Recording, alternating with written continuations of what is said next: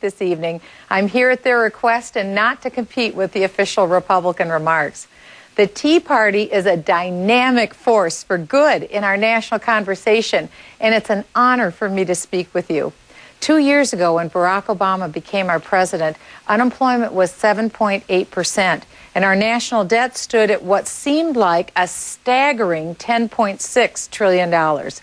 We wondered whether the president would cut spending, reduce the deficit, and implement real job-creating policies. Unfortunately, the president's strategy for recovery was to spend $1 trillion on a failed stimulus program fueled by borrowed money. The White House promised us that all the spending would keep unemployment under 8%. Well, not only did that plan fail to deliver, but within 3 months, the national jobless rate spiked to 9.4%. It hasn't been lower for 20 straight months. While the government grew, we lost more than 2 million jobs. Let me show you a chart. Here are unemployment rates over the past 10 years. In October of 2001, our national unemployment rate was at 5.3%. In 2008, it was at 6.6%. But just 8 months after President Obama promised lower unemployment, that rate spiked to a staggering 10.1%. Today, unemployment is at 9.4% with about 400,000 new claims every week. After the $700 billion bailout, the $1 trillion stimulus, and the massive budget bill with over 9,000 earmarks, many of you implored Washington to please stop spending money that we don't have. But instead of cutting, we saw an unprecedented explosion of government spending and debt. It was unlike anything we'd ever seen before in the history of the country.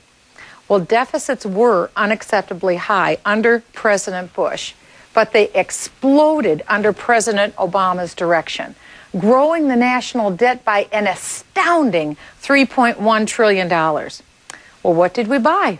Instead of a leaner, smarter government, we bought a bureaucracy that now tells us which light bulbs to buy, and which may put 16,500 IRS agents in charge of policing President Obama's health care bill.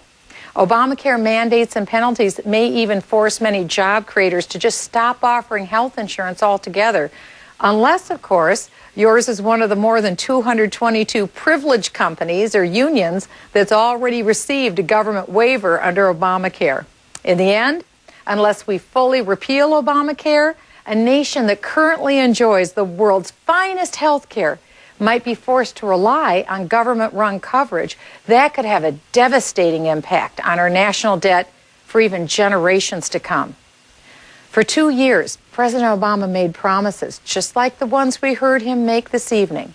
Yet still, we have high unemployment, devalued housing prices, and the cost of gasoline is skyrocketing. Well, here's a few suggestions for fixing our economy. The president could stop the EPA from imposing a job-destroying cap-and-trade system. The president could support a balanced budget amendment. The president could agree to an energy policy that increases American energy production and reduces our dependence on foreign oil. The president could also turn back some of the 132 regulations put in place in the last 2 years, many of which will cost our economy $100 million or more. And the president should repeal Obamacare and support free market solutions like medical malpractice reform and allowing all Americans to buy any health care policy they like anywhere in the United States. We need to start making things again in this country, and we can do that by reducing the tax and regulatory burden on job creators. America will have the highest corporate tax rate in the world. Think about that. Look no further to see why jobs are moving overseas. But thanks to you, there's reason for all of us to have hope that real spending cuts are coming. Because last November, you went to the polls and you voted out the big spending politicians, and you put in their place great men and women with a commitment to follow our Constitution and cut the size of government. I believe that we're in the very early days of a history-making turn in America. Please know how important your calls, visits, and letters are to the maintenance of our liberties. Because of you, Congress is responding, and we're just beginning to start to undo the damage that's been done the last few years. Because we believe in lower taxes. We believe in a limited view of government and exceptionalism in America.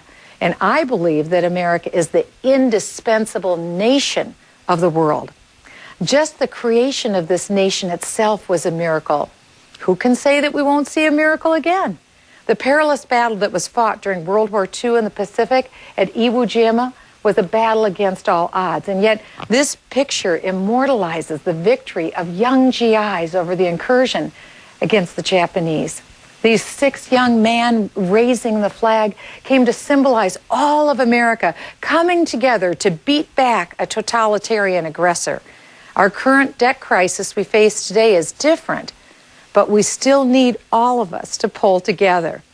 But we can do this. That's our hope.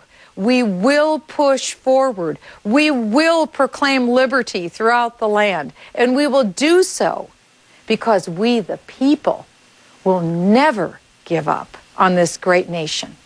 So God bless you, and God bless the United States of America.